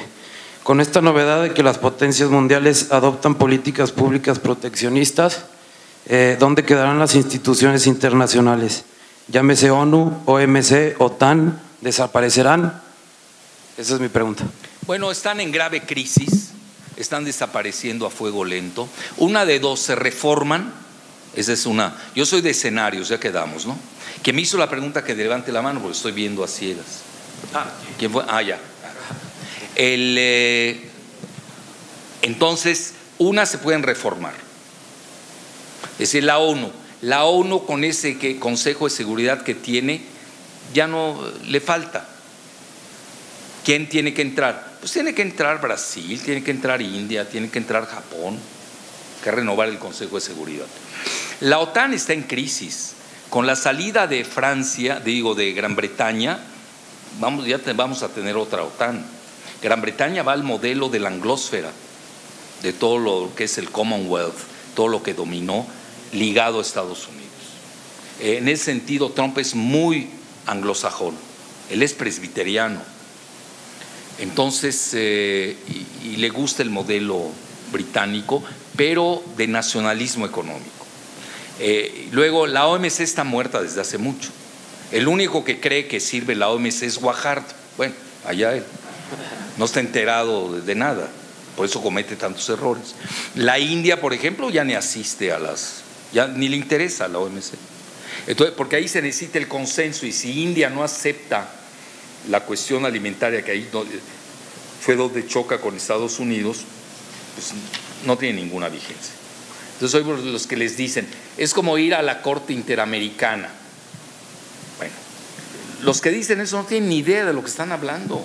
Para empezar, ¿qué personal tiene la Corte Interamericana? Ni lo saben. Otra, ¿cuántos juicios al año resuelve? A lo exagerado 10.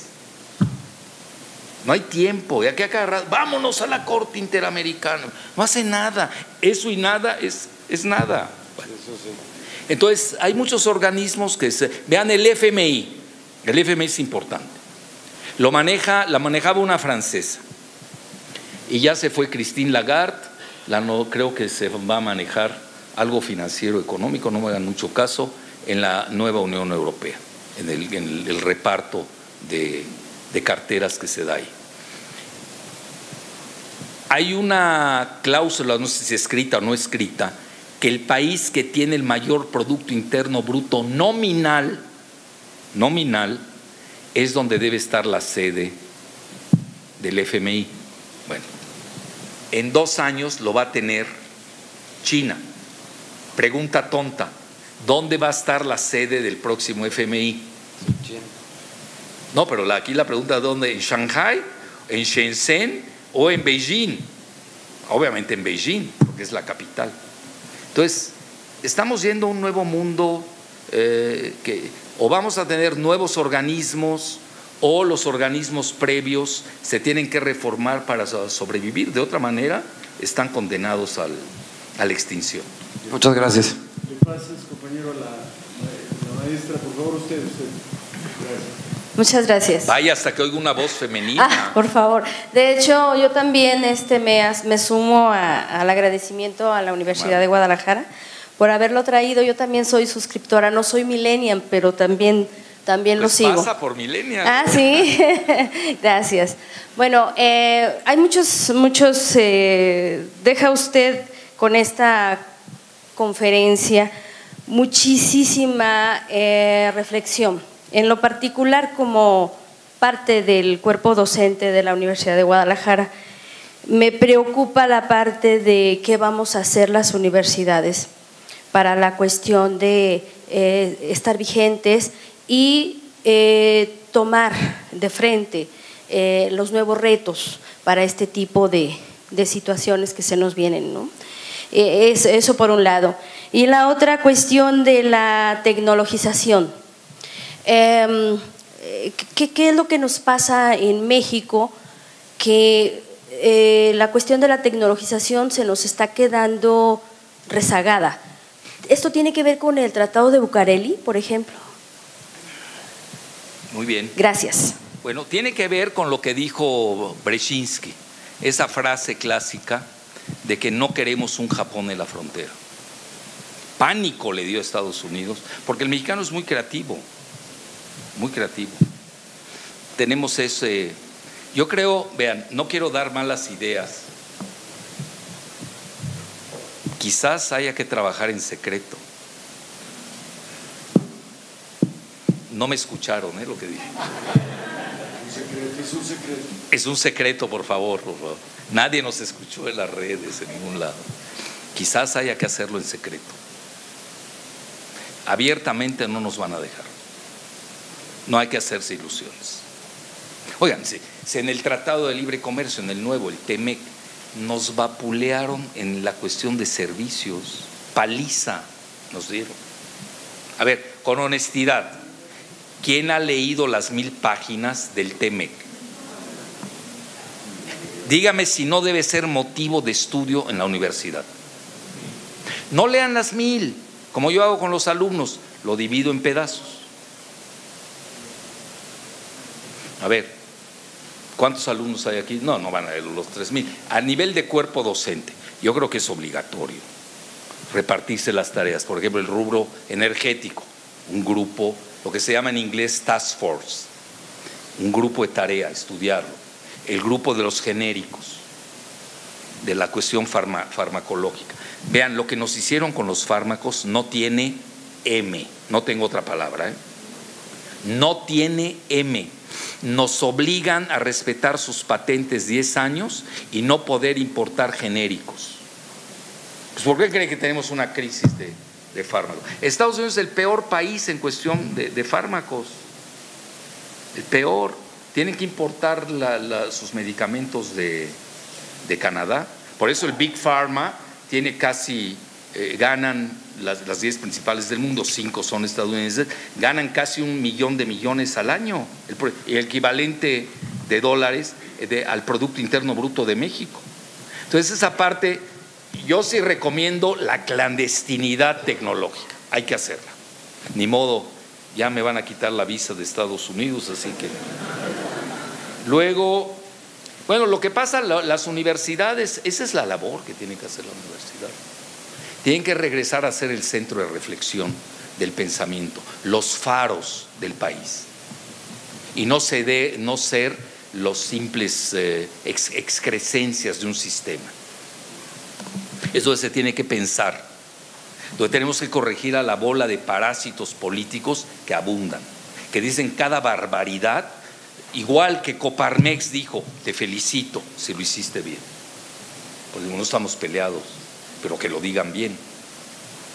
A ver, ¿cómo puede ser que Coparmex avale las facturas falsas? A ver, que alguien me la platique. Conste que nunca usé, si ustedes se dan cuenta, en mis charlas nunca uso la palabra moral o ética, si se dieron cuenta, siendo exageradamente moral y ético. Y he leído la Ética Nicomaco. No las uso porque desgraciadamente quienes más moralizan en México son los más inmorales y más corruptos del país.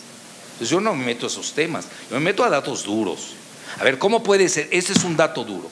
¿Cómo puede ser que un grupo empresarial, el que sea, avale las facturas falsas? Ya nada más como hecho, como principio, que es un gran negocio, la industrialización, todavía no ha acabado. Entonces ahí tienen por eso ahí yo creo que es el papel de las universidades. Pero hemos pedido la jerarquía del pensamiento. Hasta en el cuerpo humano hay jerarquía del pensamiento. No se da en cualquier parte, se da en el lóbulo prefrontal, ni siquiera en todo el cerebro. Las universidades son el lóbulo frontal de los países y hemos perdido nuestro papel. Tenemos que recuperarlo. Y luego la otra, bueno, esa ya la sí. Bueno. Le damos cabida, compañero, por favor, y luego la última. ¿Qué querías decirme? No, no crítica, sino reconocer o entender el éxito de los abogados. Digo, hay un principio que se llama principio de no discriminación, ese le quedaríamos exclusivamente, esa no porque... Muy bien, es comentario. Es comentario. Por favor, compañero. Bueno, primeramente, gracias por esta clase que se nos ha dado. Creo que a todos nos va a dejar muy satisfechos y feliz. Hagamos llegar a las autoridades de este lugar. Usted lo dijo, hay que defender nuestra agua. Y la pregunta es la siguiente. Hay una frase que dice, pobre México, tan cerca de Estados Unidos y tan lejos de México. Yo cambiaría la palabra Dios y tan lejos de los demás países latinoamericanos.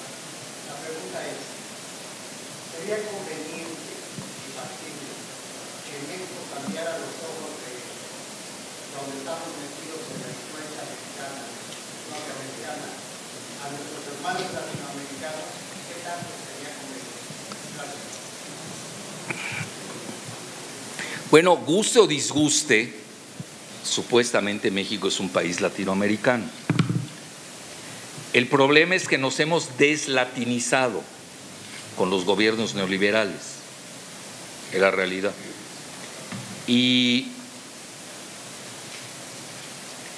pese a todo, seguimos siendo el líder de Latinoamérica de habla hispana, ¿eh? Curioso, no de habla portugués, ese es Brasil. Todavía seguimos siendo nos ven, marcamos ruta, pautas. Imagínense cómo están los demás. Yo conozco toda Latinoamérica, bien, y al más alto nivel también. Entonces, es un momento crítico porque estamos entrando, si vamos a esto de regionalizaciones y lo aplicamos, vean, no terminé de decirles la ventana que abrí sobre China, cuando viene el conflicto comercial con Estados Unidos, de inmediatamente, ¿qué hace China? Empieza a vender más a Europa y al ASEAN. El ASEAN es el bloque de países del sudeste asiático, que son 10, y pudo paliar en gran medida el faltante con Estados Unidos. Y Estados Unidos no es el principal socio comercial de China. ¿Qué hizo China? El reflejo de inmediato, su región, que es el sudeste asiático, donde hay un gran crecimiento económico, por cierto. Ustedes se dan cuenta hoy en el mundo, la región que más está dañada, bueno, aparte del mundo árabe obviamente, es Latinoamérica. África está creciendo, Asia es descomunal su crecimiento, nomás vean las cifras, etcétera. Entonces, nosotros, aunque querramos dejar Latinoamérica no nos deja. Eso es importante dejar. Ahora, hay algo más importante. Tenemos que ver la cuestión demográfica y cuántos mexicanos y latinos hay en Estados Unidos, que van a ser mayoría en los próximos 20 o 40 años en Estados Unidos. Se dice fácil. Ya California es mexicana. Texas, viene el próximo censo, no le tocó esta elección, pero se está mexicanizando. No es gratuito que Trump quiera construir su muro de 330 kilómetros con Texas y la región mexicana. Recuerden que quien empieza el muro no es Trump, es Clinton. Y luego sigue Baby Bush, que construye 1000 kilómetros. Y ahí tienen senadores de 1/10 y senadoras de 1/10 en México, con el letrero de la patria es primero. Ahí tienen las camisetas de Hillary Clinton. Hay que expulsarlas del Senado y expulsarlos del Senado quienes hacen eso. Esa es la clase de representantes que tenemos. Y muchos de ellos se dicen de izquierda. Imagínense la izquierda nuestra, a qué nivel está. Con las camisetas de Hillary, con la patria es primero atrás. Bueno, hazlo en secreto, como la tecnología que queda. Pero no puedes exponerte en forma pornográfica. Eso es pornografía. Y con Hillary, que además son tontos porque perdió. Entonces, si hubiera ganado, bueno, se la pasas, no, le atinaste por lo menos. Son ignominiosas esas poses. Bueno, por eso están los centros universitarios. Para eso están. Entonces no puede ser que nos dejen la carga algunos influencers, como dice aquí el maestro Solana, que nos dejen esa carga, porque realmente tiene que ser, es decir, regresamos, ¿dónde está el lóbulo frontal de México? Está en nuestras universidades, no nos equivoquemos, no en los partidos políticos. Pues vean todo lo que hicieron del país. Esa era la pregunta, ¿no? Dice el compañero Silvio de Nayarit. A ver, bueno, primero que nada te agradezco que hayas venido de Nayarit. Dice que hizo 6 horas, ¿no? Más. Porque Bueno, hoy está de moda Nayarit, así que no te preocupes. Adelante, compañero, tú cierras. Muchas gracias. Me voy a poner un poco doméstico, pero voy a poner sobre la mesa la antítesis, como siempre lo he aprendido de usted. Hace algunos años usted habló acerca de los padres de los expresidentes, pero en ese momento cuando habló no pudo tocar este acentúo. Me voy a poner doméstico. No pudo mencionar a Borolas, el papá de Borolas, de Calderón, porque estaba en turno. Sí. Nos quedó a deber en ese fragmento del video, habló de los de Fox, un poquito sobre Beltrán. ¿Ya sabe Fox quién es su papá? Creo que habló acerca que habló con su hermana, ¿no? Y bueno, No, Calderón sí sabe quién es su papá. Hasta yo sé quién es. no, claro que sí, pero Lo que no sabemos los hijos de Calderón si son hijos de Calderón. Ese es el problema. Por lo menos hay uno que está en duda y otro que sí no es de él. Okay. Bueno, okay. Pero a ver, ¿a qué código genético quieres llegar? No, de qué estaba hablando acerca que eran patricidas, que entregaron todos y Sí, empezó a hablar acerca. parricidas. Ajá. Y en esa ocasión no habló acerca de Calderón, del papá de Calderón, Pues no podía porque ser estaba presidente. Pues, oye, exacto. Yo no soy suicida. Obviamente que no. Y la idea es de que ahora que ya ¿Quieres puede, que lo diga? ¿Quién es? Ajá. No, sí vive. Es buena, fue un buen juez. Entonces él se llama Calderón. Okay. Y Lo persigue su sufijo, ron. Es un presidente de sufijo. Y por último, Tú que eres literato. De sufijo y su fijación. y mi segunda pregunta ya para terminar, Ya. dentro de la geoestrategia mencionan un concepto que dice que el que tenga más cibersoldados ganará las guerras en las redes. Aquí, ¿cómo entraría este fenómeno en este nuevo orden tripolar? Perdón. Bueno, muy buena pregunta, pero repito, te agradezco mucho hayas venido desde Tepic. Yo no hubiera hecho lo mismo, pero allá tú. Lo hubieras visto cómodo en las redes y ya. Pero ya me había hecho esa promesa y cuando viniera cerca de Jalisco iba a Muy acudir. amable. Entonces, mira, es un tema básico. Ya ves, es la inteligencia artificial de cierta manera, ¿no? Y hoy es el mundo. Y las guerras van a ser también de ciberguerras. Imagínense un escenario, paralizas con un hacker o con un virus, lo que sea, paralizan ustedes los sistemas defensivos del contrario. Ya ganaste la guerra. Lo tienes paralizado mientras lo estás bombardeando. Que es lo que ha hecho mucho y han practicado Israel y Estados Unidos contra Irán. Les detectaron el famoso Stuxnet, un virus famoso, porque se está practicando, aunque no lo crean, están practicando la próxima guerra que quieren hacer, pero de hecho estamos viviendo guerras, muchas. Las cibernéticas no se están viendo. Por eso no quiero hacer la publicidad de Snowden, pero el simple hecho que Snowden haya sacado a relucir muchos de los secretos de donde trabajó, que era el National Security Agency, que realmente se dedica a estas cuestiones de cibernéticas. Es terrible. Ahora va a sacar su libro. Ahora, el problema es que Rusia también pues tiene una papa caliente. ¿Por qué China no le dio refugio? No es lo mismo cuando Estados Unidos negocia con Rusia que con China. Entonces, algo pasó ahí. Acuérdense la fase donde estuvo en Hong Kong y luego lo envían a Rusia. Y ahí lo tienen. Él ya pidió asilo. Yo creo que ya no le gusta el frío ruso. Vamos a ponerlo en esos términos. Puede ser frío real y frío político. porque el acercamiento de Trump y Putin es inevitable, es muy claro. Entonces ahí, pues un sacrificable puede ser Snowden. No sé si me estoy explicando.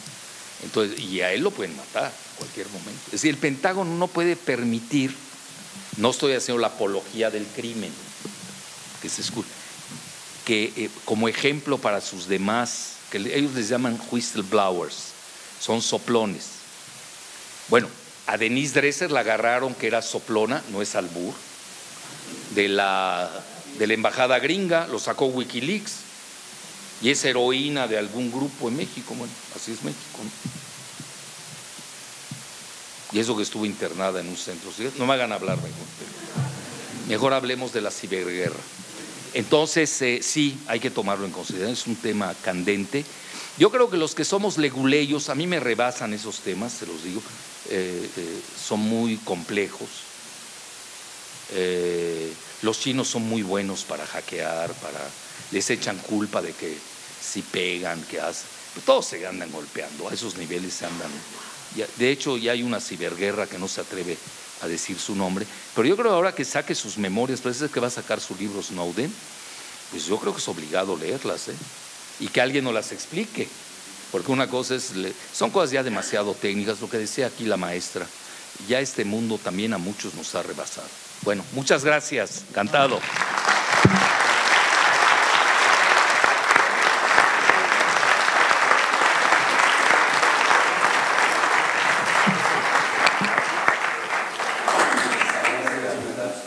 Agradecemos su atención y agradecemos al doctor Alfredo Jalife que nos haya dado esta conferencia magistral.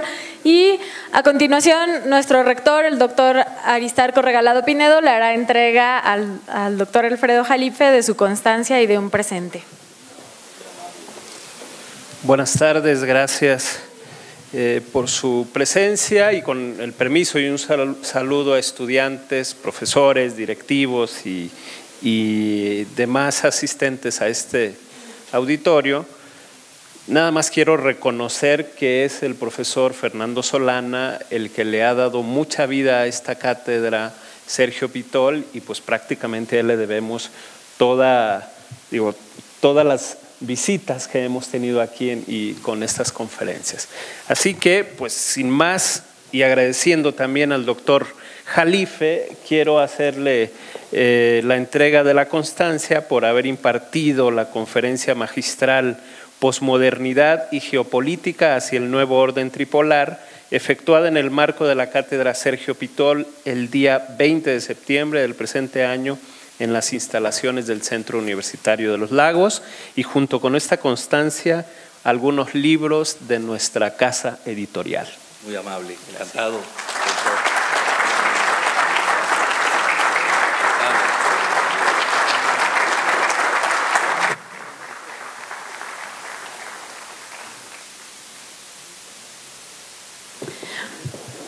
Bueno, y de esta manera llegamos al final de la cátedra Sergio Pitol. Los invitamos porque afuera de este recinto se va a llevar a cabo la develación de la placa por parte del doctor Alfredo Jalife.